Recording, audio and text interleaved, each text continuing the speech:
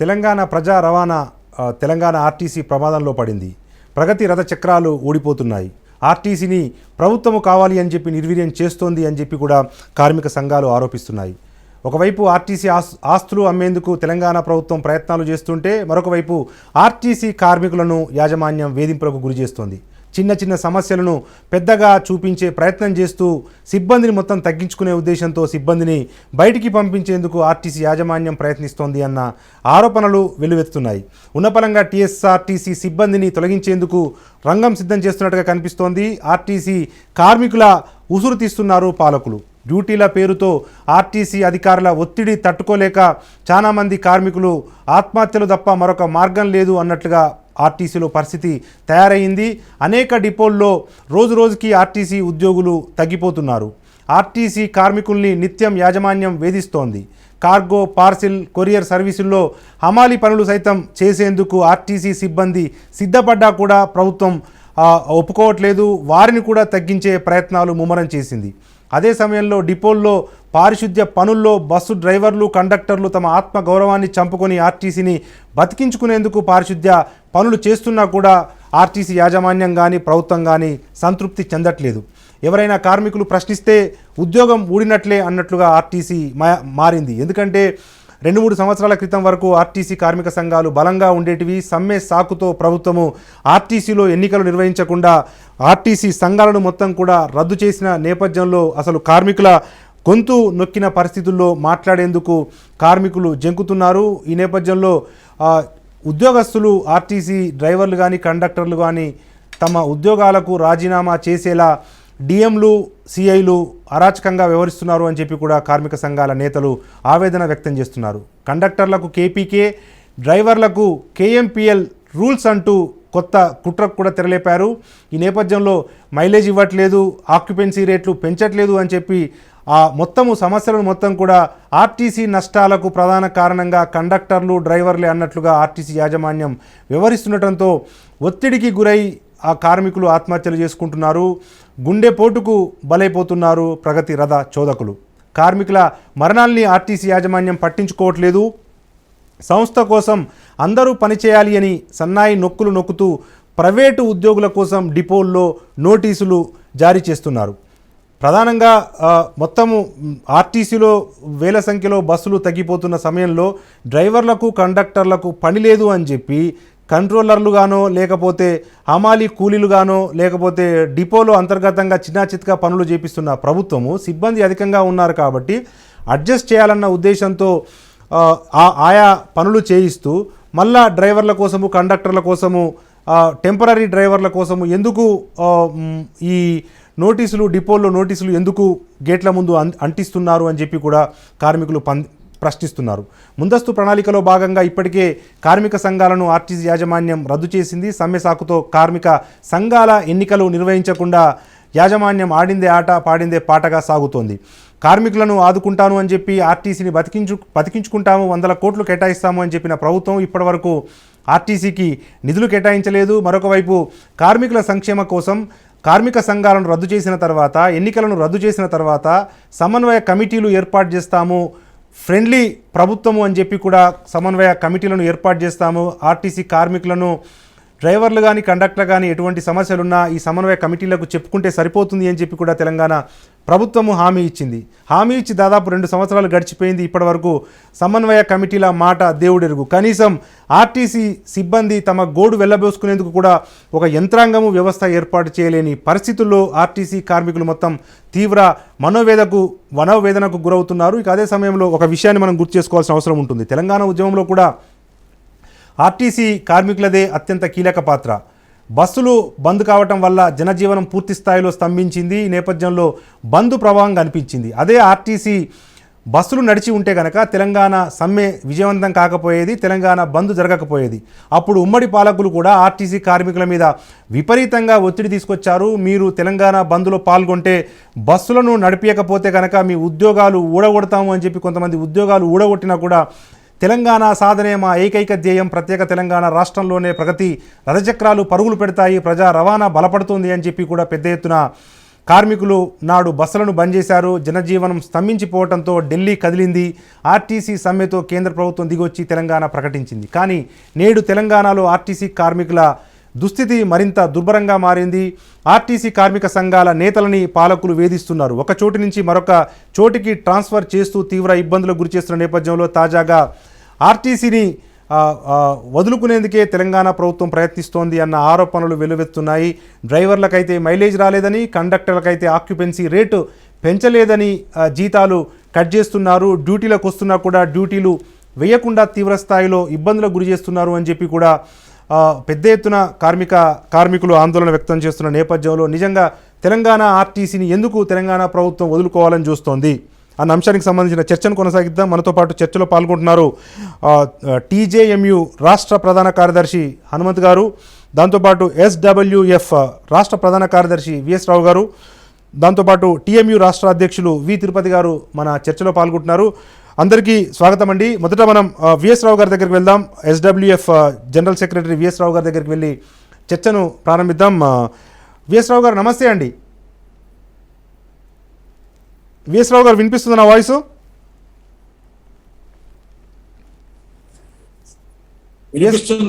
Sir ఏంటి sir ఇప్పుడు డ్రైవర్లను కండక్టర్లను ఈ ఆర్టీసీలో జరిగే నష్టాలకు బాధ్యత వహించాలి అన్నట్లుగా వేధింపులకు గురి చేస్తున్నారు అన్న ఆరోపణ ఉంది కదా. అసలు ఏం జరుగుతుంది సార్ ఆర్టీసీలో? ఆర్టీసీ బలోపేతం కోసం నేను 100 కోట్లు కేటాయిస్తానన్న ప్రభుత్వం 100 కోట్లు కేటాయించకుండా ఈరోజు ఈ ఆర్టీసీ సిబ్బందిని వేధింపులకు గురి చేస్తూ ఉంది కదా, ఏం చెప్తారు సార్?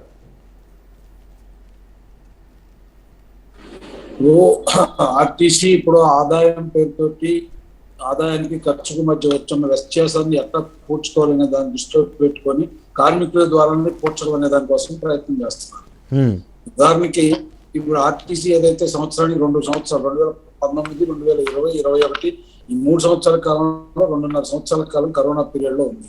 ఒక్కొక్క సంవత్సరానికి 2,000 కోట్ల పైగా ఆదాయం రాలేదు, ఖర్చు జరిగింది. అనివార్యం 4,000 కోట్లు నష్టం వచ్చింది. కాబట్టి ఎట్లా బయటపడాలి అంటున్నారు. ఇవ్వాలంటే కరోనా వచ్చి నష్టం వచ్చింది. గతం నుంచి నష్టంలో ఉంది, ఎప్పుడు లాభాల్లో లేదు. ఎందుకు లాభాల్లో లేదంటే దాని లాభ నష్టాల ప్రాతిపదికగానే చూడకూడదు. ఎందుకంటే ఆర్టీసీ తిప్పుతున్న 100% బస్సుల్లో 72% బస్సులు, 35% గ్రామీణ ప్రాంతాలకి, 34% నగర ప్రాంతాల్లో తిప్పుతున్న బస్సులకి ఆదాయం రాదు అనేది 2007లోనే ఐఎం బెంగళూరు నివేదికే ఇచ్చింది. అయినా ఇవాళ దాన్ని లాభ ఇప్పుడు హలో చెప్పండి సార్. ఇప్పుడు ఆర్టీసీ తన స్వభావాన్ని మార్చుకునే పరిస్థితికి ప్రభుత్వం నెట్టింది. ఏదైతే ప్రజా రవాణా సంస్థ ఉందో ప్రజా రవాణా కాదు లాభ నష్టాల ప్రాతిపదికగానే ఇది ఉంటది అన్న స్థితికి ఇప్పుడు నెట్టింది. దాని పరిస్థితిగా ఇవాళ జరుగుతుంది. ఒక పక్కన ధరలు పెరుగుతున్నాయి, డీజిల్ ధర పెరిగింది, ఇతర వాటన్నిటి ధర డీజిల్ ధరతో పాటు క్యాస్కేడ్ ఎఫెక్ట్ కింద అనేక ధరలు పెరుగుతున్నాయి. వాటిని తగ్గించగలిగే పరిస్థితి ఆర్టీసీ యాజమాన్యం దగ్గర లేదు. మరి ఏం చేయాలి? ప్రభుత్వం సాయం చేయాలి, లేదా ఇంకొక మార్గాన్ని ఎత్తుక్కోవాలి. ఆ రెండో మార్గాన్ని వాళ్ళ కార్మికుల ద్వారా ఏదో తీసుకురావాలని, కార్మికులే నష్టాలకు కారణం అవుతున్నారని వాళ్ళ సంఖ్యను కుదించడం, లేకపోతే వాళ్ళకి విపరీతమైన పని భారాలు పెంచడం, వర్కౌట్స్ పెంచడం, ఇవన్నీ చేస్తున్నారు. అవి చాలదని చెప్పి ఈ రోజున కేమికల్, ఉదాహరణకు ఒక వెహికల్ కేమికల్ దేని మీద ఆధారపడింది? ఆ మ్యానుఫ్యాక్చరర్ ఎంత ఇచ్చాడో ఇంతవరకు డిస్క్లోజ్ చేయట్లేదు. ఒక వెహికల్ కొన్నప్పుడు నేను ఈ మధ్య 2 సంవత్సరాల క్రితం హీరో కొనుక్కున్నాను. బాబు హీరో మోటార్ సైకిల్ అడిగితే అతను చెప్పింది ఏంటంటే మీ కిలోమీటర్కి 62 కిలోమీటర్లు వస్తుందండి అన్నారు. ఈ రోజు అది 57 కిలోమీటర్లు పడిపోయింది. 2 సంవత్సరాలకి అది 55 కిలోమీటర్లు పడిపోయింది.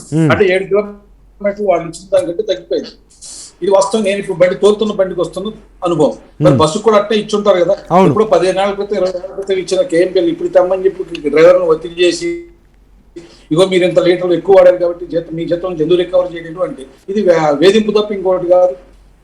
ఇచ్చింది కూడా ఏదో మామూలు నోటీస్ కాదు. వాళ్ళకి ట్రైనింగ్ ఇవ్వచ్చు, స్కిల్స్ నేర్పొచ్చు, ఇట్లాంటివి చేయడానికి మేము అభ్యంతరం చెప్పట్లేదు. వ్యక్తిగతంగా మేము అట్లాంటి ట్రైనింగ్ ఇస్తూనే ఉన్నారు, దాన్ని మేమే తప్పు చెప్పట్లేదు. కానీ ఇవాళ జరుగుతుంది అది కాదు. ఈ రోజు డ్రైవర్ల మీద ఆరోపణ పెట్టారు. కండక్టర్లకు సంబంధించినంత వరకు కండక్టర్లు బస్సులు ఎక్కడానికి వాళ్ళు చేస్తున్న చర్యలో తప్పు ఉందా? ఉదాహరణకి బస్ స్టాండ్ ఉంది, లేదా ఒక మధ్యలో మిడిల్ పాయింట్ ఉంది, కండక్టర్లు అరవట్లేదు, ప్యాసింజర్లు ఆకర్షించట్లేదు, లేదా వాళ్ళకు తెలియజెప్పట్లేదు, రూట్ సైన్ బోర్డు సరిలేవు, లేదా ఇంకోటి సరిలేవు, ఇవన్నీ వేసుకోకుండా ప్రయాణికులకు సరైన గైడెన్స్ ఇచ్చే పద్ధతిలో లేదు అంటే అట్లాంటి సరి చేయడానికి ఏమైనా చర్యలు తీసుకోవడానికి మేము కూడా సహకరిస్తాం. కానీ అవన్నీ చేసిన తర్వాత కూడా మీకు ప్రయాణికులు ఎక్కకపోతే ఎందుకు ఎక్కట్లేదో చెప్పండి అని కండక్టర్ని వేధించి మీకు డబ్బులు ఎందుకు తక్కువ వచ్చినాయి, మీకు దీనికి ఎంత ఉంది అని చెప్పి వాళ్ళు వేధిస్తే ఉపయోగం ఏంటి? ఉదాహరణకి 2019 డిసెంబర్ సమ్మె సందర్భంలో ప్రభుత్వం ఇచ్చిన లెక్కలో ఏదైతే డాక్యుమెంట్ అందరికీ 12 పేజీల డాక్యుమెంట్ ఇచ్చిందో దాంట్లో చెప్పింది రోజుకు 93 లక్షల మంది ప్రయాణికులు ఆర్టీసీలో ప్రయాణం చేస్తున్నారు. ఇప్పుడు ఆర్టీసీ యాజమాన్యం కానీ ఎవరైనా చెప్పాల్సింది ఇప్పుడు 22 నుంచి 30 లక్షల మంది ఎందుకు ప్రయాణం చేస్తున్నారో చెప్పాలి. ఎందుకు తగ్గిపోయారు? 93 లక్షలు అక్కడ, 33 లక్షలు అక్కడ, 30 లక్షలు తీసుకున్నా కూడా 1/3 ప్రయాణికులు పడిపోయారు కదా. దీనికి కారణం ఎవరు? ఆర్టీసీ కార్మికుల, కండక్టర్, డ్రైవర్ల కాదు కదా. మరి ఎందుకు ఆ భారం వాళ్ళ మీద ఇస్తున్నారు అనేది ఇప్పుడు ఆదాయం తక్కువ వస్తే ఆ రకమైన వేధింపులు. ఇక మూడో వైపులో మా వర్క్లోడ్స్ విపరీతంగా పెంచుతున్నారు, భరించలేని స్థితిలో ఉన్నారు.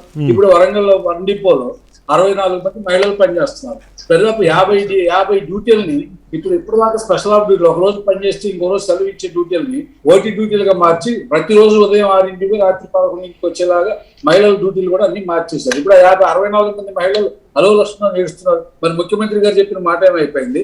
అట్లా ఎండీ గారు కూడా కొత్తగా వచ్చిన ఎండీ గారు కూడా రాత్రి 8 గంటలకు దిగే డ్యూటీలు ఇస్తామని అయిపోయింది. ఇప్పుడు ఆ మహిళలు ఏం పాత్ర పోషించి, ఒక మహిళ తను ఒక ఉద్యోగి కాదు, తను ఒక గృహిణి, తన ఒక అత్తకి కోడలు, తన ఒక బిడ్డకి అమ్మ, తన మనోళ్ళు ఇవన్నీ సామాజిక పనులన్నీ చేయాల్సిన పని ఉంటుంది. రాత్రి 11 కాదు 6 రోజులు అదే డ్యూటీ చేస్తే ఇంకా రెస్ట్ ఎప్పుడు, ఆ పరిస్థితి ఏంటి? ఇట్లాంటివన్నీ ఉన్నాయి. ఇవి భరించలేక స్థితి కార్మికులు నెట్టబడుతున్నారు. డ్యూటీలు పెంచుతున్నారు, డ్యూటీల పందినాలు తగ్గిస్తున్నారు. ఇట్లాంటివన్నీ విపరీతంగా ఇదంతా కూడా ఆర్థికంగా కంట్రోల్ చేయడం అనే పేరుతో పెంచుతున్నారు. కానీ కొన్ని చోట్ల పెరిగే చోట్ల పెరుగుతూనే ఉన్నారు. అవసరం లేని చోట కూడా ఉద్యోగులు పెరుగుతూనే ఉన్నారు, కాంట్రాక్ట్ పద్ధతులు తీసుకున్న వాళ్ళు పెరుగుతూనే ఉన్నారు, లక్షల రూపాయల జీతాలు ఇస్తూనే ఉన్నారు. వాటికి ఎక్కడ అభ్యంతరం రావట్లేదు. కానీ కింద ఉన్న వర్కర్స్ ఎక్కడైతే ఉన్నారో వాళ్ళ మీద మాత్రం ఈ ప్రెషర్ విపరీతంగా బిల్డ్ అవుతుంది. దాన్ని తట్టుకోలేక అనేక రూపాయలు అనారోగ్యానికి గురైపోయేవాళ్ళు, ఆత్మహత్యలో పాల్పడేవాళ్ళు ఇట్లాంటివి. నిన్నగాక మొన్న పరిగిరి ఒక కండక్టర్ వచ్చింది, ఆమెకి ఏదో చిన్న కేసు రాశారు. ఆ కేసు చూసి ఆమె దిగిపోయింది. 3 రోజుల తర్వాత మళ్ళీ పోలీసుల దగ్గర లొంగిపోయింది. ఏమని చెప్పింది? నేను అసలు తప్పు చేయలేదు, నా బస్సులో ప్యాసింజర్లందరికీ టికెట్లు ఇచ్చాను, అయినా సరే నా మీద కేసు రాశారు, నా కూతురు చనిపోయి నిలబడగలదు, ఫ్రస్ట్రేషన్ లో చచ్చిపోవడానికి బయట వెళ్ళాను, మళ్ళీ ఎందుకని నా మనసు మార్చుకొని వచ్చానని చెప్పి. ఇట్లాంటి కనపడే 1-2 కొన్ని వందలు ఉన్నాయి. అందరూ వెంకన్న డిపో అంటారు. చెప్పండి సార్. తిరిగి చెప్పండి సార్. వెంకన్న మెదాని డిపో అతనికి ఇచ్చిన లెటర్ ఒకటే చెప్తున్నారు, కానీ ప్రతి డిపోలో ఈ రోజు 50 నుంచి 60 మందికి అట్లాంటి షోకాజులన్నీ రెడీ అయిపోయినాయి కేఎంఎల్ పేరుతో. ఆ ఒత్తిడి ఉంది, ఇటు మహిళల మీద ఒత్తిడి ఉంది, డ్యూటీలలో ఒత్తిడి ఉంది, ఉద్యోగ భద్రత సమస్య. ఇంతకుముందు కండక్టర్ ఉద్యోగ భద్రత, ఆ తర్వాత డ్రైవర్ కూడా కండక్టర్ పని చేస్తుంటే ఆ ఉద్యోగ భద్రత సమస్య వచ్చింది.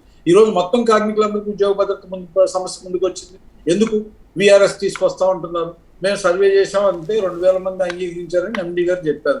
సర్వే చేశారు, అదేదో అధికారికంగానే చేయొచ్చు సర్వే, ఇంకో పద్ధతిలో చేయొచ్చు, కానీ కింద పెట్టి చేయించాం అన్నారు.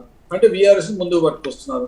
ఎంతో కొంత లాభదాయకంగా ఉండే రిటైర్ అయిన తర్వాత కాస్త డబ్బులు బతకడానికి ఏదో ఆధారం ఉంది అనుకుని ఎస్ఆర్బిఎస్ 400 కోట్ల డబ్బులు ఉన్న తర్వాత కూడా దాన్ని మూసేస్తామని చెప్పి ముందుకు పట్టుకొచ్చారు.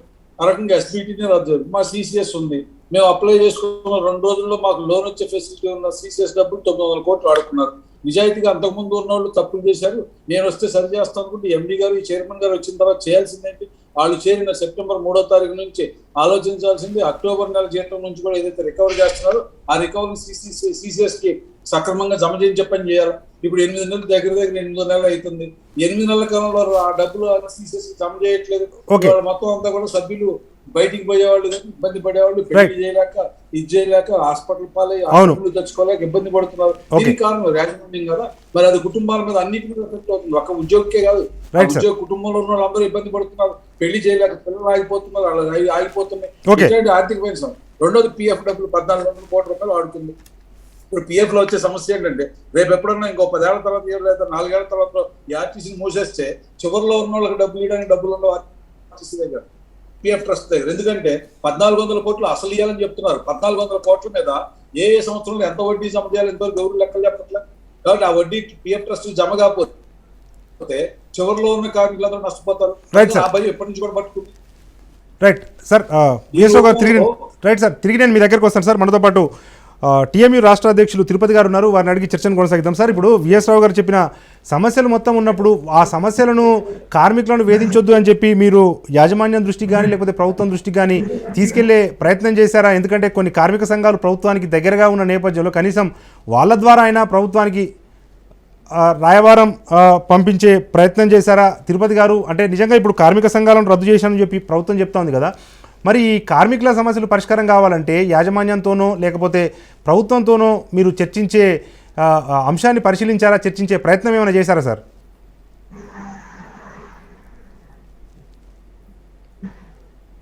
తిరుపతి గారు వినిపిస్తున్నా? తిరుపతి గారు సార్ వాయిస్ అసలు చాలా లో ఉంది సార్ మీది. రైట్. తిరుపతి గారు అంటే ప్రధానంగా నేను సార్ వినిపిస్తున్నా సార్, ఇప్పుడు వినిపిస్తుంది సార్ నా వాయిస్? వినబడలే. సరే ఇప్పుడు వినిపిస్తుందా సార్? కొంచెం అంటే మాది మీకైతే క్లియర్ ఉందా? క్లియర్ ఉందండి, క్లియర్ ఉందండి. హలో, మీదే మా ఇన్కమింగ్ ఇన్పుట్ సరిగా రావడం లేదు సార్. చెప్పండి సార్. సార్ ఇప్పుడు ఇన్ని సమస్యలు ఉన్నాయి కదా, విఎస్ రావు గారు మొత్తం ఆ సమస్యలు మొత్తం చెప్పారు కదా, ఇన్ని సమస్యలు ఉంటే యాజమాన్యం దృష్టికి తీసుకెళ్తే యాజమాన్యం స్పందన ఏ రకంగా ఉంటుంది, ప్రభుత్వ స్పందన ఏ రకంగా ఉంటుంది సార్?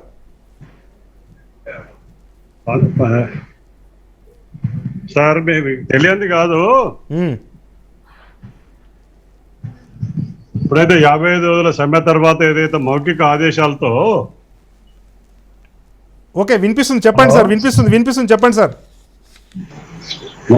మౌఖిక ఆదేశాలతో గౌరవ ముఖ్యమంత్రి గారు ఏదైతే నిషేధం పెట్టడం జరిగిందో సంఘాల మీద, అప్పటి నుండి ఆర్టీసీ కార్మికులకు మరి దుర్దినాలు ప్రారంభమైనాయి. అయితే ఒక 2 సంవత్సరాల తర్వాత ఎవరైతే సజ్జనార్ గారు రావడం జరిగిందో దాంతో కొంత ఆశలు రేకెత్తించడం జరిగింది. అయితే ఆయన మరి వ్యక్తిగా కానీ ఒక అధికారిగా కాస్త నీతి నిబద్ధత ఉన్న మనిషి కాబట్టి, అధికారి కాబట్టి కొంత ఆర్టీసీ కార్మికులకు లబ్ధి జరుగుతుందని మేము కూడా ఊహించడం జరిగింది. కానీ దానికి భిన్నంగా ఒక 2 మాసాల తర్వాత ద రియల్ సజ్జనార్ అనేది అంటే కేసీఆర్ గారికి సంబంధించిన పాలసీ ఏముందో, ఎజెండా ఏముందో సజ్జనార్ గారు చాలా క్లియర్ కట్ గా మరి బయట పెడతాడం జరుగుతుంది. ఆయన రావడంతోనే ఆర్టీసీ కార్మికులకు ప్రేమ చూరగొలాలనే ఉద్దేశమో లేకపోతే వాళ్ళని మసిపూసి మారేడుగా చేయాలనే ఉద్దేశమో ఫస్ట్కి జీతాలనే కార్యక్రమం చేయడం జరిగింది. ఫస్ట్కి జీతాలు రాగానే తర్వాత సీసీఎస్లో కొంత డబ్బియగానే ఏదో కార్మికులకు ఇంత బాగా ఇబ్బందులు పోతాయని అనుకున్నారు. కానీ యూనియన్ బ్యాంకులు మొత్తం స్టేట్ బ్యాంకులో ఉన్న అకౌంట్లన్నీ తీసి ఇప్పుడు యూనియన్ బ్యాంకులో వేయడం జరిగింది. సార్ మీకు విషయం తెలియాలి, ఆ అకౌంట్ చేయడం వల్ల స్టేట్ బ్యాంకులో ఎవరైతే పర్సనల్ లోన్స్ తీసుకున్నారో మా కార్మికులు అవన్నీ ఎన్పిఏ కింద పడిపోయినాయి. ఇప్పుడు టోటల్ గా యూనియన్ బ్యాంకులో ఇప్పుడు యూనియన్ బ్యాంక్ వాళ్ళు ఏదైతే ఓవర్ డ్రాఫ్ట్ కింద మా వాళ్ళకు ఫస్ట్ జీతాలు ఇస్తున్నారో దానికి ప్రతి నెల 40 లక్షల రూపాయలు ఓవర్ డ్రాఫ్ట్ కింద ఇంట్రెస్ట్ పే చేయడం జరుగుతుంది ఆర్టీసీకి. ఓకే. గతంలో ఆర్టీసీ యాజమాన్యం ప్రభుత్వం దగ్గరికి వెళ్ళి అడగలేని పరిస్థితి ఉండి దాదాపు వాళ్ళు బ్రతిమలాడుకొని మొత్తానికి 14 తారీఖు 15 తారీఖు జీతాలు ఇచ్చేవాళ్ళు. అప్పుడు కూడా 30 రోజులకు 31 రోజులకు వచ్చేది. ఇప్పుడు ఈయన వచ్చిన తర్వాత ఫస్ట్కి వస్తున్నది సెంటిమెంట్ కనుక అదే 30 రోజులు. కానీ ఆర్టీసీకి అవుతున్న ఖర్చు ఏంటంటే 40 లక్షల రూపాయలు ఓవర్ డ్రాఫ్ట్ మీద ఏపీ టీఎస్ఆర్టీసీ డబ్బులు కడుతున్నది. ఇదొక వైపు నడుస్తూ ఉన్నది. ఇప్పుడు ప్రస్తుత పరిస్థితి ఏమిటంటే సిసిఎస్ కి ఇంకా 900 కోట్ల రూపాయలు ఇవ్వాలి, ప్రావిడెంట్ ఫండ్కి 1400 కోట్ల రూపాయలు ఇవ్వాలి సార్. ఓకే, హలో చెప్పండి, వినిపిస్తుందండి, క్లియర్ గా ఉందండి మీ వాయిస్. వాటితో పాటు ఇక మరి కార్మికుల పరిస్థితి చూస్తుందంటే ఎట్లా ఉందంటే కేసీఆర్ గారు మరి తెలంగాణ ఉద్యమంలో ఎవరైతే కష్టపడి పనిచేసారో వాళ్ళను మాత్రం నేను క్షమించను అన్న రీతిలో మరి జరుగుతూ ఉంది. మరి తెలంగాణ ఉద్యమం ప్రభుత్వ ఉద్యోగులు కానీ సకల జనులు సమ్మె చేసినప్పుడు కూడా రాని పరిస్థితి. ఆర్టీసీ కార్మికులు ఎప్పుడైతే సమ్మెలో చేరడం జరిగిందో అప్పుడే సకల జన సమ్మెకు ఒక విధమైన పరిస్థితి రావడం జరిగింది. ఆఖరికి భారత ప్రధాని మన్మోహన్ సింగ్ గారు కూడా ఇన్ని రోజులు 26 రోజులు కూడా సమ్మె చేయడం జరిగింది. ఆ ట్రాన్స్పోర్ట్ వర్కర్స్ అనే అంత ఉధృత సమ్మె జరుగుతున్న తరుణంలో మరి ఆ సమ్మె మరి కేసీఆర్ గారు కూడా చాలాసార్లు అన్నారు, టీఎస్ఆర్టీసీలో ఆర్టీసీ కార్మికుల సమ్మె వల్లనే తెలంగాణ ఉద్యమం సాకారంలో మీది ప్రముఖ పాత్ర, మిమ్మల్ని నేను మర్చిపోనడం జరిగింది. మాకు ఇప్పుడు అనిపిస్తుంది ఆయన మర్చిపోను అంటే ఆర్టీసీ కార్మిక సంస్థను మొత్తం క్లోజ్ చేసేదాకా నేను మర్చిపోనా అనేది మాకు ఇప్పుడు అర్థమవుతుంది. ఓకే, మరి సజ్జనార్ గారు వచ్చిన తర్వాత మేము అనుకున్నాం ఈయన ఏదో బాగు చేస్తాడని. మాకు అనిపించింది రెండో కారణం, మాకు ఒక డౌట్ ఉంది సజ్జనార్ గారి మీద. సజ్జనార్ గారు ఏంటంటే ప్రభుత్వం ఏది చెప్పింది అది సూచా తప్పక చేసే అధికారి. ఎన్కౌంటర్లు చేయమంటే ఎన్కౌంటర్ చేసేస్తాడు, చంపేయమంటే చంపేస్తాడు. ఇప్పుడు ఆర్టీసీ కూడా బహుశా కేసీఆర్ చంపేయమన్నాడేమో, అందుకే అదే పరిస్థితి చేస్తున్నాడు. అసలు ఆర్టీసీకి సంబంధించిన ముఖ్యమైన పాత్ర ఏమిటంటే ప్రయాణికులు సదుపాయాలు చేయాలి, చీప్ ట్రాన్స్పోర్ట్ తోని బ్రహ్మాండంగా ప్రజలకు సేవ చేయాలి. అది వదిలిపెట్టి ఈయన కార్గో సర్వీసులు, మామిడి పనులు పంపడము, తలంబ్రాలు తీసుకురావడం, ఇదండి చేయాల్సింది. ఎట్లా ఉంటుందంటే కేసీఆర్ గారు ఒక మాట చెప్తారు ఎప్పుడు, వ్యవసాయం ఒక్కటే మీద ఆధారపడద్దాయా, 4 కోళ్ళు చాదుకోర్రి, 2 మేకలు చాదుకోర్రి, కొంత ఆసరు ఉంటుంది, ఒక బర్రె కొనుక్కోర్రి అంటాడు. అంటే అసలు వ్యవసాయానికి పక్కగా ఇవి చేయాలి కానీ ఇక కోళ్ళను తీసుకొని భూలు అమ్ముకుంటారా? ఇప్పుడు అదే పరిస్థితి సజ్జనార్ గారు చేస్తున్నది. మామిడి పళ్ళ వ్యాపారం, పాల వ్యాపారం, తలంబ్రాల వ్యాపారం. మరి ఒక్కటే నేను సజ్జనార్ గారికి మీ ద్వారా ఒక విజ్ఞప్తి చేస్తా ఉన్నా, ఎందుకంటే ఆయన మంచి అధికారి, ఆయన హెచ్చరిక చేయడం బాగుండదు. ఏమిటంటే రేపు ఈ మామిడి పళ్ళ సీజన్ అయిన తర్వాత మామిడి పళ్ళ మీద ఎంత సంపాదించండు, దానిలో పనిచేస్తున్న సీనియర్ అధికారులు కానీ జూనియర్ అధికారులు కానీ ఎంత ఖర్చు అయింది, ట్రాన్స్పోర్ట్కి ఎంత ఖర్చు అయింది, ఇంటికి తీసుకెళ్లడంతో ఎంత ఖర్చు అయింది, ఆ టోటల్ ఖర్చులు శ్వేతపత్రం ప్రకటిస్తే అందులో దాదాపు లాభం జరిగితే కనీసం చేయాలి. మాకున్న 100% మాకున్న అవగాహన ఏమిటంటే ఆర్టీసీలో దాదాపు 40 సంవత్సరాల ఉంది, ఎప్పుడు కూడా ఇట్లాంటి పనులు చేస్తే కార్గోనే లాస్లో నడుస్తుంది. మరి ఈ పరిస్థితుల్లో పెట్టి ఆయన ప్రచార ఆర్భాటం చేయడం జరుగుతుంది. ఫోటోలు దిగడము, మామిడి పళ్ళతో ఫోటోలు దిగడము, బస్సులో ప్రయాణం చేస్తూ ఫోటోలు దిగడం. బహుశా మరి సార్కి ఏదైనా పార్లమెంట్ సభ్యత్వం, రాజ్యసభ సీటుకో ఎమ్మెల్సీ సీటుకో ప్రయత్నం చేస్తున్నట్టు ప్రచారం అయితే చేస్తున్నాడు. సరే, ఇదంతా పక్కకు పెడితే ఆయన పర్సనల్, మాకు సంబంధం లేదు. కార్మికులకు సంబంధించి 26.5% డిఏ పెరగాలి సార్. మాకు జూలై ఈ రోజు వరకు 26% డిఏ పెరగాలి. ఆయన 1 జూలై 19లో అంటే 5.3కు ఇవ్వాల్సింది 5% జరిగింది. 5% ఏ లెక్క? నేను ఇక్కడ మీ మాధ్యమం ద్వారా నేను ఆర్టీసీలో ఉన్న అకౌంట్స్ ఆఫీసర్లకు, ఉన్నతాధికారులకు కూడా నేను ఒక రిక్వెస్ట్ చేస్తున్నా. ఆర్టీసీలో ఎంత పకడ్బందీగా రూల్స్ ఉంటాయంటే ₹1 కలపాలన్నా ఒక గవర్నమెంట్ ఆర్డర్ కానీ సర్కులర్ కానీ ఇవ్వాలా. విచిత్రం ఏమిటంటే పోయిన నెలలో ఏప్రిల్ జీతంలో 5% జీతం కలిపిర్రు, ఏది డిఏ రూపణ. దానికి ఆర్డర్స్ ఇంతవరకు రాలా. అది ఏం పరిస్థితి ఉంది? 5% జీతం ఎక్కడ కల్పించిన 5.3కి అగనెస్ట్ గా రావాల్సింది 5%. అంటే నేను ఏది చేస్తే అదే రూలు, నేను ఏం చెప్తే అదే. పరిస్థితి ఉంది. మాండంగా పనిచేసే అధికారులందరినీ దాదాపు 120-130 మంది ట్రాన్స్ఫర్ చేశారు. ఇంకా ఎంప్లాయీస్ కూడా ట్రాన్స్ఫర్ చేద్దామనే కుట్రలు జరుగుతున్నాయని తెలుస్తున్నది. దానికి అనుగుణ అది కాకుండా కార్మికులందరినీ హెడ్ క్వార్టర్లో ఉండాలా, మీ ఫ్యామిలీతో మీరు హెడ్ క్వార్టర్లో ఉన్నట్టు మరి మీ అడ్రస్లను ఇవ్వండి. నేను సజ్జనార్ గారికి ఒక చిన్న రిక్వెస్ట్ చేస్తున్నా. ఆర్టీసీలో 2 రీజనల్ మేనేజర్స్ ఉన్నారండి, పాపం భార్యాభర్తలు. ఒక ఆమె ఆదిలాబాద్ లో ఉంది, ఆయన భర్త కరీంనగర్ ఉన్నాడు. వాళ్ళిద్దరు ఫ్యామిలీ ఎక్కడ పెట్టుకోవాలి? రీజనల్ మేనేజర్ 2 ఆర్టీసీలో ఉన్నారు కదా, కరీంనగర్ లో భర్త ఉన్నాడు, ఆదిలాబాద్ లో భార్య ఉంది. వాళ్ళిద్దరు హెడ్ క్వార్టర్ ఎక్కడ పెట్టుకోవాలి? ఏ పరిస్థితి? ఎవరు నీకు టైంకు ఉద్యోగం చేస్తున్నాడా, వస్తున్నాడా లేదా, ఇది చూడాలి తప్ప కండక్టర్లు అందరూ ఇల్లు తీసుకోవాలి, వాళ్ళ ఇంటి అడ్రస్లు ఇవ్వాలి, డ్రైవర్లు ఇంటి తీసుకోవాలి. విపరీతం అనారోగ్యం పెట్టి మొత్తానికి కార్మికులందరినీ చాలా ఇబ్బందులు గురి చేద్దామని చూస్తున్నాడు. ఇటీవల మీ అందరికీ తెలుసు, నిజామాబాద్ 2 డిపోలో ఈ కౌన్సిలింగ్ బాధకు ఇబ్బందులు పడి ఒక సీనియర్ డ్రైవర్ బట్టలు ఇప్పేసేసి నగ్న ప్రదర్శన చేసాడు. ఈ బాధ నేను తట్టుకోలేనని చెప్పి యాదగిరి గుట్టలో 20 రోజులకు రిటైర్మెంట్ ఉంది. ఓ సోదరుడు బస్సు టైర్ కింద తలకాయ పెట్టి ఆత్మహత్య చేసుకోవడం జరిగింది. మిదాన డిపోలో వెంకన్న డ్రైవర్ కు 10,000 రూపాయలు, నువ్వు ఒక నెల లోపల 102 లీటర్ల డీజిల్ ఎక్కువ కలిసిండ్రు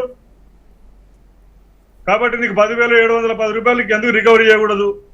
ఈయనది ఏంటంటే చాలా సున్నితంగా ప్రజల ముందు చాలా బ్రహ్మాండంగా పనిచేస్తున్న సీఈఓగా, ఎండి మేనేజింగ్ డైరెక్టర్ గా అందరికి ఆకర్షితులై ఆర్టీసీ కార్మికులను, సంస్థను ఒక పద్ధతి ప్రకారంగా నాశనం చేయాలనే పరిస్థితులు ఈరోజు మరి సజ్జనార్ గారు చేస్తా ఉన్నారు. సజ్జనార్ గారికి అయ్యే నష్టం లేదు. కాస్త కూస్తో ఇక 1% 2% ఈ ప్రభుత్వం మీద మంచి అభిప్రాయంతో ఉన్నారు. ఈ సజ్జనార్ గారి పని వల్ల కేసీఆర్ గారి టీఆర్ఎస్ పార్టీకి మాత్రం ఓటుగా ఇంకా దానికి ప్రచారం చేసే పరిస్థితి మాత్రం సజ్జనార్ గారు తీసుకొస్తున్నారు. ఆయన వైఖరి ఎంత తొందరగా మార్చుకుంటే అంత మంచిదని చెప్పి నేను తెలంగాణ మజురునిగా ఆయనకు నేను రిక్వెస్ట్ చేస్తా ఉన్నా. రెండోది, ఇమీడియట్ గా ఈ మధ్యలో ఆయన సిసిఎస్ ఆఫీస్కి వెళ్ళి సిసిఎస్ లో 20 మంది ఎందుకు పనిచేస్తారు, 5 సరిపోతారు కదా, సిసిఎస్ సెక్రటరీని ఇష్టారాజ్యంగా మాట్లాడడం జరిగింది. ఆయన సిసిఎస్ సెక్రటరీ గారు ఒక మాట చెప్పారు, I'm not your subordinate sir, this is an independent organisation, cooperative society, మీరు మాటికి ఈ విధంగా చేస్తే నేను రాననేసరికి ఇప్పుడు ఆయనని ఇబ్బంది పెట్టుకోవడానికి, పాలక వర్గాన్ని ఇబ్బంది పెట్టడానికి మరి సజ్జనార్ గారు దాదాపు మళ్ళీ డబ్బులు ఇవ్వడం ఆపేశాడు. 900 కోట్ల రూపాయలు కార్మికుల సొమ్ము, ఆ సొమ్ము ఇవ్వకుండా లోన్లు రాకుండా మళ్ళీ ఇబ్బంది పెట్టే క్రియేటింగ్ చేస్తున్నాడు. ఆయన వైఖరి ఎట్లా ఉందంటే, నక్సలైట్లను డీల్ చేసేటప్పుడు పోలీస్ అధికారులు ఏ విధంగా వ్యవహరిస్తారో అదే పద్ధతిలో వ్యవహరించి ఆర్టీసీ కార్మికులను ఇబ్బంది పాలని చేద్దామని చూస్తున్నారు. ఈ మాధ్యమం ద్వారా నా రిక్వెస్ట్ బాజిరెడ్డి గోవర్ధన్ రెడ్డి గారికి, మరి సీనియర్ ఎమ్మెల్యే గారు, మీరు మరి సంస్థకు అధ్యక్షులు వచ్చిర్రు, మరి పోలీస్ ఆయన మీద మీరు వదిలిపెడితే కనుక మరి మీకు ఇబ్బందులు ఉంటే ప్రజలకు ఇబ్బందులు కలగద్దని చెప్పి మిమ్మల్ని అధ్యక్షులుగా పెట్టిండ్రు సార్. మీరు కూడా కొంచెం జాగ్రత్తగా ఆలోచన చేసి ఆ బోర్డు మీటింగ్ లో మరి జాగ్రత్తగా కార్మికులను కానీ ప్రజాప్రతినిధులు పెట్టుకుంటే తప్ప ఈ ఆర్టీసీ బాగుపడదు. ఈయన ఏం చేసినా కూడా ఎట్లా ఉందంటే వరి చేను దొంగలు తోలి పరిగెరుకొని బతికినట్టు ఉంది సార్. అసలు ఆర్టీసీ వదిలిపెట్టేసి మామిడిపాల వ్యాపారం, తలంబ్రాల వ్యాపారం, కార్గో వ్యాపారం చేస్తే ఆర్టీసీ బాగుపడదు. ఇమీడియట్ గా ఈయనకు సజ్జనార్ గారికి ఏమాత్రమైనా కార్మికుల ప్రేమ ఉంటే కేసీఆర్ గారి దగ్గరికి వెళ్ళి ఆ బస్ కిరాయిలు పెంచడం కార్యక్రమమా, లేకపోతే వాళ్ళు ఏమైనా డబ్బులు అసిస్టెన్స్ ఇస్తారా, వాటిని తీసుకొని మాకు రావాల్సిన డిఏలు కానీ పిఆర్సీలు కానీ, తర్వాత పిఆర్సీ 2017 2021 ఇమీడియట్ కార్మికులకు ఇస్తే వాళ్ళకు కొంచెం మోటివేట్ అయ్యి ఇంకా కష్టపడి పనిచేస్తారు. 14 గంటలు 15 గంటలు పనిచేస్తున్నప్పుడు కూడా ఇంకా స్వార్థపరులు ఆర్టీసీలో మంచి జరుగుతుంటే ఓర్తలేరని మొన్న పేపర్ ప్రకటన చేస్తున్నాడు. ఎవరు స్వార్థపరులు? యూనియన్లకు సంబంధం లేదు. మేమే మూకుమ్మడిగా యూనియన్లు అందరు కూర్చుంటే ఒక 6 నెలలు బంద్ చేసుకుంటాం యూనియన్లు. మరి సంక్షేమ మండలితో నడపండి. మీరు సంక్షేమ మండలి కార్యక్రమాలు చేస్తున్నారు. ఎన్ని సమస్యలు సంక్షేమ మండలి సభ్యులు మీ నోటికి తీసుకొచ్చిర్రు, ఎన్ని సమస్యలు మీరు సెటిల్ చేశారు, మినిట్స్ బయట పెట్టండి. అందరి మీద ఇసుక పట్టడం అనేది ఈయనకు సజ్జనార్ గారికి అలవాటైంది. దయించి అది మానుకొని కార్మికుల మీద కక్ష సాంపులు మానుకొని కార్మిక సంఘాలను, యూనియన్లను, తర్వాత వర్కర్లను వాళ్ళతో మమేకమే సంస్థను అభివృద్ధి చేసేది అయితే తప్ప ఒంటెత్తి పోగొడుతోని అధికారులను నమ్మా, నేను ఎవరు నమ్మా, ఒక రవీందర్ అనే డిఐజీని తీసుకొచ్చేసి చీఫ్ ఆపరేటింగ్ ఆఫీసర్ పెడతా, ఓ సైద్ రెడ్డిని తీసుకొచ్చి తారనాకలో పెట్టుకుంటా, కన్సల్టెన్సీని పెడతాను, లేకపోతే నోవాటేల్లో మీటింగ్లు పెట్టి నడుపుతా అంటే ఆర్టీసీ నడిచే పరిస్థితి లేదు.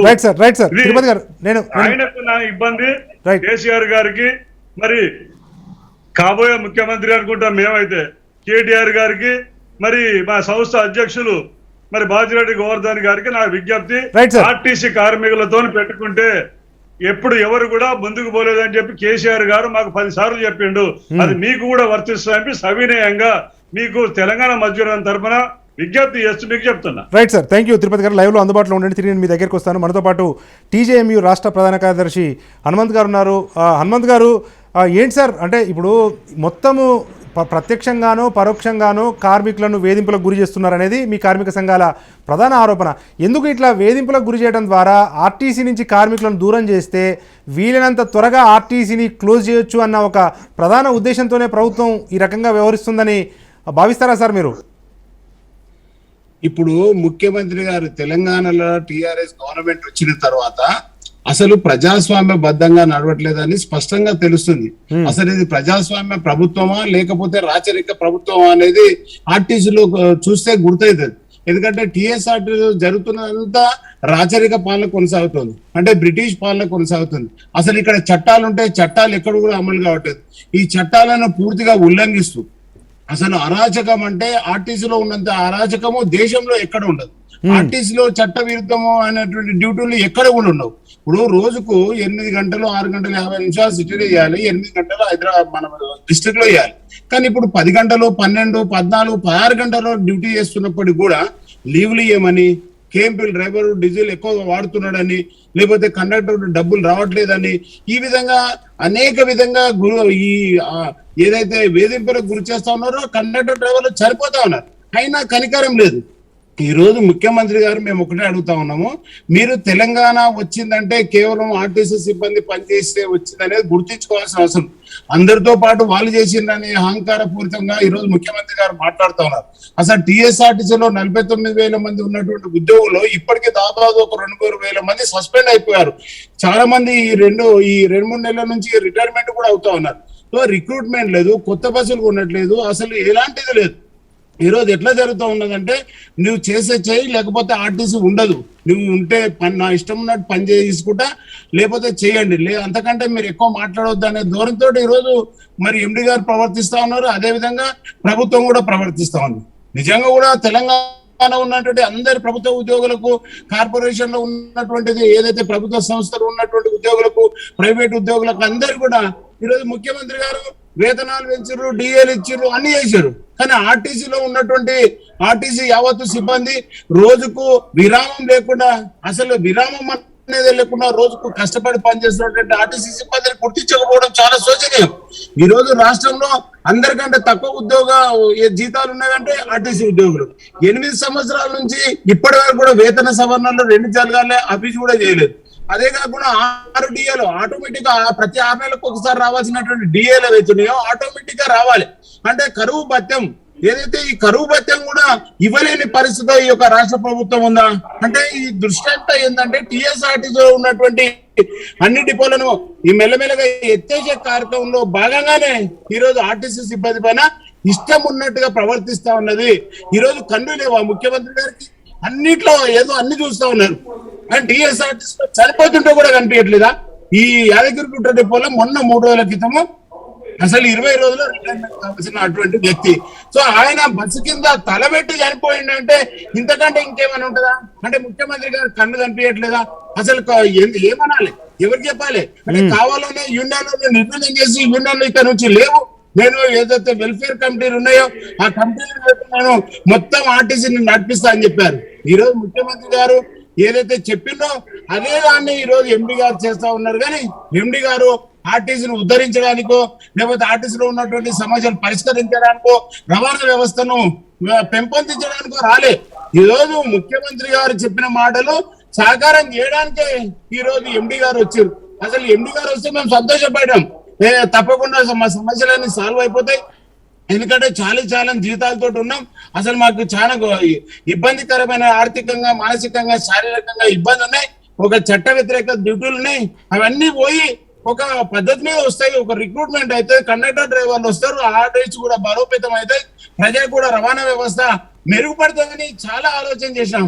కానీ ఈ రోజు ముఖ్యమంత్రి గారు ఏదైతే కపటపూరితంగా టీఎస్ఆర్టీని నిర్లక్ష్యం చేస్తా ఉన్నారు, అందులో భాగంగానే ఈ రోజు ఎండి గారు కూడా అదే విధంగా ప్రవర్తిస్తా ఉన్నారు. ఇటువంటి పద్ధతి పూర్తిగా మార్చుకోవాల్సిన అవసరం ఉంది ఈ రోజు ఎండి గారికి. ఎండి గారికి అసలు ఎంతమంది చనిపోతే మీకు కనికరం వస్తుంది? ముఖ్యమంత్రి గారేమో ఆయనకు ఏ మాత్రం కూడా కనికరం లేదు, ఇంతమంది చనిపోయినా పట్టించుకోవట్లేదు.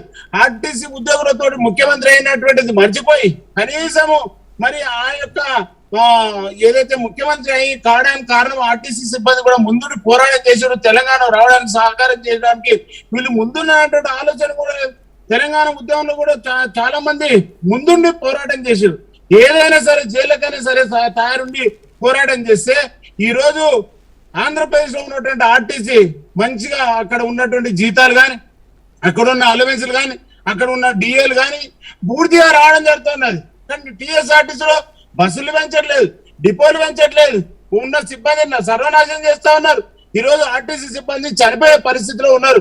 ఏదో దిక్కుదోచని పరిస్థితిలో ఈ మధ్య కాలంలో అంటే ఏజ్ అయిపోయాక ఎక్కడ పోలేం కాబట్టి ఆర్టీసీలో ఉద్యోగం తప్ప ఇంకొకటి మార్గం లేదు ఇప్పుడు అనే ఉద్దేశంతో ఇప్పుడు డ్యూటీలు చేస్తా ఉన్నారు. కానీ ఈ రోజు ముఖ్యమంత్రి గారు అహంకారంగా 8 సంవత్సరాలు అయినప్పుడు కూడా ఆర్టీసీలో ఉన్నటువంటి సమస్యలు పరిష్కరించకపోగా మేము పొదుపు చేసుకున్నటువంటి లక్షలాది రూపాయలు అంటే 100 కోట్ల రూపాయలు, దాదాపు 3,500 కోట్ల రూపాయలు మేము పొదుపు చేసుకున్న డబ్బులు సిసిఎస్ లో, పిఎఫ్ లో, ఎస్ఆర్బిఎస్ లో, ఎస్బిటిలో ఆ డబ్బులను వాడుకుంటుంది. ఇంతకంటే సిగ్గుచేరం ఏమండదు ఉండదు. ఎందుకంటే ఒక ప్రభుత్వం అనేది ఆర్టీసీ కార్మికులు పొదుపు చేసుకునే డబ్బులు ముట్టాల్సిన అవసరం లేదు. మా పర్మిషన్ లేకుండా నెలకు 25 కోట్ల రూపాయలు ప్రతి నెల మాకు రికవర్ చేసి మాకు చెల్లించాల్సిన డబ్బులు కూడా మాకు పొద్దు చేసుకున్నట్టు CCS కు పంపించకుండా వాళ్ళు సొంతానికి వాడుకుంటా ఉన్నారు. అదే విధంగా PF నుంచి నెలకు 35 కోట్లు అంటే ఈ విధంగా నెలకు 60 కోట్లు 70 కోట్లు ప్రతి నెల RTC కార్మికులు పొదుపు చేసుకున్న డబ్బులు కూడా ఆ యాజమాన్యం వాళ్ళ అవసరాలకు వాడుతూ ఉన్నది. మరి ఇంత నీచమైన పరిస్థితులు ఎవరైనా ఉంటుందా? అసలు ముఖ్యమంత్రి గారు ఒకసారి ఆర్టీసీలో ఒక భోజనం పెట్టేసి సమస్యలన్నీ నేనే పరిష్కరిస్తాయి సమస్యలన్నీ ఉండవు అని చెప్పినటువంటి ముఖ్యమంత్రి గారికి మాటలు ఏమైంది అంటే ఆయన ఇష్టం ఉన్నట్టు ఆయనకి ఇష్టం ఉంటే ఏదైనా మాట్లాడవచ్చు, కానీ ఇష్టం లేదంటే దాన్ని పట్టించుకుంటే పాపన ఈరోజు ముఖ్యమంత్రి గారు లేరు. అసలు ఆర్టీసీ సిబ్బంది అనేది ఇప్పటి కూడా అసలు మా ప్రాణాలు ఉంటాయా మా ఉద్యోగం ఉంటుందా అనేటువంటి ఆలోచన మర్చిపోయింది. అదే చేసిన రోజులు చేయాలి, చచ్చిన రోజులు రావాలి, లేకపోతే డ్యూటీ విడిచిపెట్టి పోవాలి అనేటువంటి పరిస్థితి TSRT తెలంగాణలో ఏర్పడింది. ఇటువంటి దౌర్భాగ్యమైనటువంటి పరిస్థితులు ఆర్టీసీలో వస్తాయని మేము ఎప్పుడు ఊహించలేదు. తెలంగాణ వస్తే మా జీవితాలన్నీ బాగుపడతాయి, మేము తప్పకుండా ఒక ఉన్నత స్థాయికి వస్తాం, ప్రభుత్వ ఉద్యోగులుగా గుర్తింపు పొందుతాం, మా యొక్క కోరికలన్నీ మంచిగా నెరవేరుతాయని ఈ కేసీఆర్ వచ్చిన తర్వాత ఏదో మంచి అవుతుందంటే ఉన్నంత నాశనం చేస్తా ఉన్నారు. దీని పాపం మాత్రం ముఖ్యమంత్రి గారు అనుభవించక తీరాదు ఆయన అనుభవించాల్సి వస్తుంది. తప్పకుండా ఈ యొక్క ఆర్టీసీ కార్మికుల యావత్తు 49,000 మంది సిబ్బంది పాపం ఉసురు ముడుతుందని సందర్భంగా తెలియజేస్తా ఉన్నాం. అదే విధంగా 8 సంవత్సరాల నుంచి డ్యూటీ చేస్తూ ఎవరైతే చనిపోతారో వాటి పిల్లలకు కూడా ఈ రోజు వరకు ఉద్యోగాలు ఇవ్వలేదు. ఏదైతే అన్ఫిట్ అయిపోతే ఆ యొక్క ఫ్యామిలీలకు కూడా ఈ రోజు వరకు ఉద్యోగాలు ఇవ్వలేదు. వాడు రోడ్ల మీద పడి నా భర్త చనిపోయాడు, నా భార్య చనిపోయింది, మాకు ఉద్యోగాలు లేవు అని వాళ్ళ కుటుంబ సభ్యులు రోడ్డు మీద పడి ఏడుస్తున్నటువంటి పరిస్థితి TSRTCలో ఉన్నది.